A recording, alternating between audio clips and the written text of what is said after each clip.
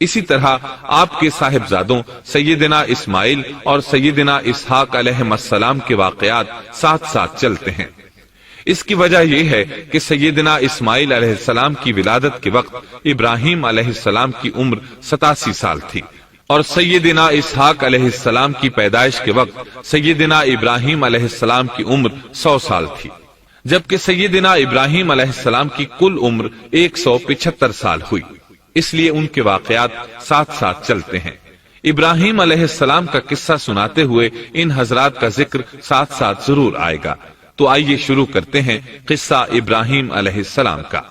صالح علیہ السلام کے بعد اللہ تعالیٰ نے سیدنا ابراہیم علیہ السلام کو مبعوث فرمایا۔ ابراہیم علیہ السلام جد الانبیاء ہیں، عظیم المرتبت اور اولو العزم پیغمبر ہیں۔ آپ کے والد کا نام طارخ تھا، جبکہ اس کا لقب آزر تھا۔ آزر مدد کرنے والے کو کہتے ہیں۔ یہ شخص اپنے قبیلے کے افراد کی مدد کیا کرتا تھا، غمخواری کرتا تھا، اس لیے اس کا لقب آزر مشہور ہو گیا تھا۔ قرآن مجید میں ابراہیم علیہ السلام کا قصہ 73 مقامات پر ذکر ہوا ہے۔ یہ 73 مقامات 25 سورتوں میں ہیں، اور یہ بات ابراہیم علیہ السلام کے بلند مرتبت ہونے پر دلالت کرتی ہے۔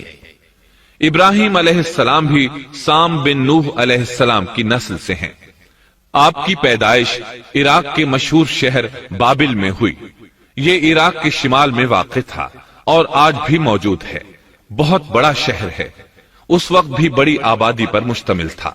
یہاں بت پرستی عام ہو چکی تھی۔ اللہ تعالی سورۃ العنکبوت آیت 25 میں فرماتے ہیں، ابراہیم نے کہا کہ تم نے جن بتوں کی پرستش اللہ کے سوا کی ہے، انہیں تم نے اپنی آپس کی دنیاوی دوستی کے بنا پر معبود ٹھہرا لیا ہے۔ مطلب یہ کہ وہ لوگ اللہ کی عبادت بتوں کو اللہ کا شریک ٹھہرا کر کرتے تھے۔ ابراہیم علیہ السلام نے اپنے باپ سے اور اپنی قوم سے کہا کہ یہ مورتیاں جن کے تم مجاور بنے بیٹھے ہو کیا ہیں؟ انہوں نے جواب دیا، ہم نے اپنے باپ دادوں کو انہی کی عبادت کرتے پایا ہے۔ اللہ تعالیٰ ان کے بارے میں فرماتے ہیں، اے نبی، انہیں ابراہیم علیہ السلام کا قصہ سنا دو جبکہ انہوں نے اپنے باپ اور اپنی قوم سے فرمایا، تم کس کی عبادت کرتے ہو؟ کہنے لگے، بتوں کی، ہم تو برابر ان کے مجاور بنے بیٹھے ہیں۔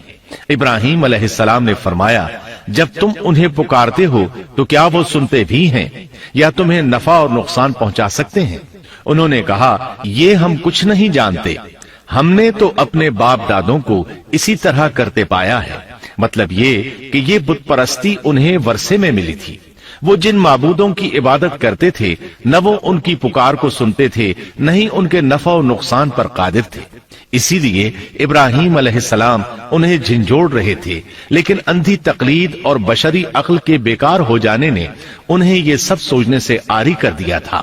اللہ تعالیٰ نے ابراہیم علیہ السلام کی خصوصی رہنمائی فرمائی تھی، جیسا کہ سورۃ الانبیاء آیت 51 میں ہے، اور ہم نے ابراہیم کو پہلے سے ہدایت عطا فرما دی تھی اور ہم اسے جانتے تھے۔ ابراہیم علیہ السلام نے کبھی ایک لمحے کے لیے بھی بتوں کی پوجا نہیں کی تھی۔ آپ نے اپنی قوم کو بتوں کی پوجا کرتے دیکھا تو انہیں ملامت کی، ایک اللہ کی طرف دعوت دی، اور اس دعوت کی ابتدا انہوں نے اپنے باپ سے کی۔